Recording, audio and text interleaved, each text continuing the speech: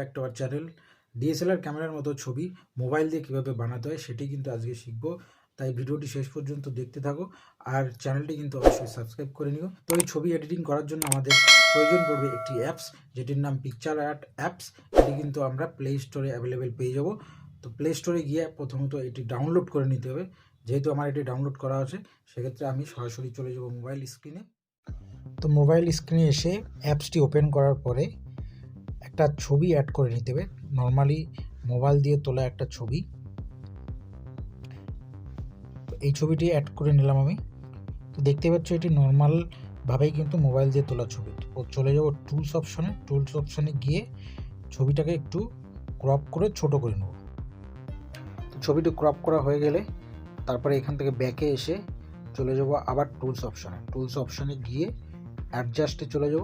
অ্যাডজাস্টে গিয়ে ছবির ব্রাইটনেস অ্যামাউন্টটাকে একটু বাড়িয়ে অ্যাডজাস্ট করে নেব, কন্ট্রাস্টটাকে একটু অ্যাডজাস্ট করে নেব, ক্লারিটিটাকে একটু অ্যাডজাস্ট করে নেব।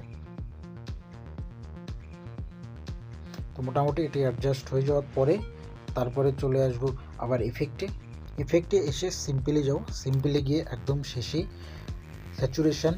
স্যাচুরেশনে ডবল ক্লিক করব। ডবল ক্লিক করার পরে স্যাচুরেশন অ্যামাউন্টটাকে একটু অ্যাডজাস্ট করে নেব।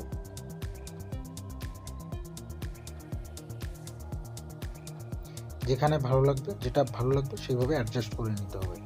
তো এই স্যাচুরেশন অ্যাডজাস্ট হওয়ার পরে আবার ব্যাকে চলে আসবো। ব্যাকে আসার পরে চলে যাব রিটাচ অপশনে গিয়ে স্কিন টোন বলে যে অপশানটি আছে এটিতে গিয়ে কালারটাকে হোয়াইট করে নেব। তো কালার সিলেক্ট হয়ে যাওয়ার পরে ছবিটাকে একটু জুম করে নেব। তারপরে ব্রাশ টুলে ডবল ক্লিক করে সাইজ, অপাসিটি এবং হার্ডনেসটাকে অ্যাডজাস্ট করে নেব। অ্যাডজাস্ট হয়ে গেলে ব্রাশ টুলে আবার ক্লিক করতে হবে।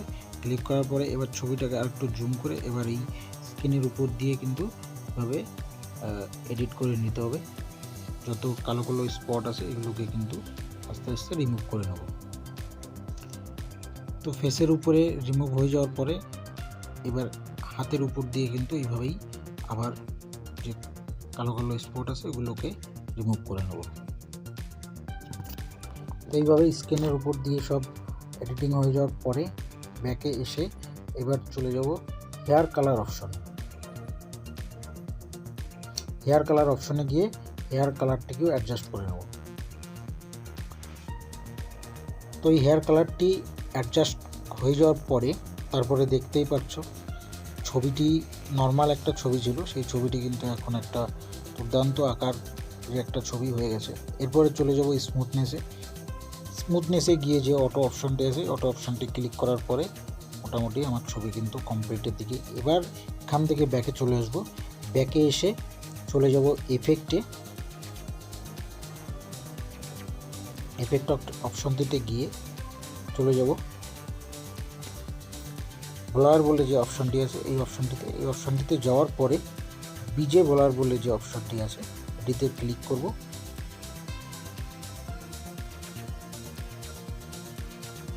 ক্লিক করার পরে দেখতে পাচ্ছ পেছনে ব্যাকগ্রাউন্ডটা কিন্তু আমার কেমন সুন্দর ডিএসএলআর ক্যামেরার মতো হয়ে গেছে। এখান থেকে ইন্টেন্সিটিটাকে একটু কমিয়ে দেবো, ব্যাস মোটামুটি আমার ছবি কমপ্লিট। এখান থেকে ব্যাকে এসে উপরে ডাউনলোড বলে অপশনটিতে ক্লিক করার পরে সেভ অ্যাজ পিএনজি অপশনে গিয়ে সেভ করে নিলেই ছবি কিন্তু কমপ্লিট। প্রথমে এইটা ছিল আমার মেন ছবি, এইটা এডিট করার পরে কিন্তু এই ছবিটা হয়। তো থ্যাংক ইউ ভিডিওটি পুরো দেখার জন্য। দেখা হচ্ছে নেক্সট ভিডিওতে।